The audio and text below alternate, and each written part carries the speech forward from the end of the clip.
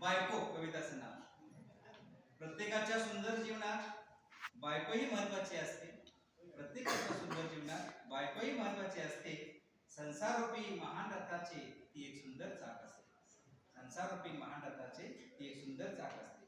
सुखदुःखाच्या प्रसंगात ती नवऱ्याची अर्धांगिनी असते. सुखदुःखाच्या प्रसंगात ती नवऱ्याची अर्धांगिनी असते.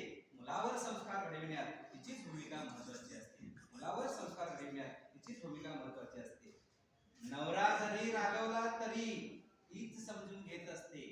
नवरा जरी रागवला तरी तीच समजून घेत असते. नवऱ्याच्या कष्टाची तिला अंतःकरणातून जाणीव असते. नवऱ्याच्या कष्टाची तिला अंतःकरणातून जाणीव असते. जरा समजून घ्यावं तिला, तिला फार काही नको असतं. जरा समजून घ्यावं तिला, फार काही नको असतं. प्रेमाच्या दोन शब्दांची तिला नेहमीच मात्र भूक असते. प्रेमाच्या दोन शब्दांची तिला नेहमीच मात्र भूक असते. मुलामुलींचं कल्याण करणं हेच तर तिचं ध्येय असतं. मुलामुलींचं कल्याण करणं हेच तर तिचं ध्येय असतं.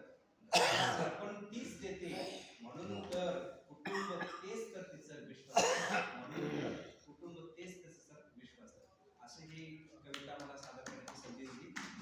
आज मराठी भाषा गौरव दिनानिमित्त जाता मराठी भाषेविषयी दोन ओळी तुमच्यासाठी मी इथं म्हणून दाखवतो.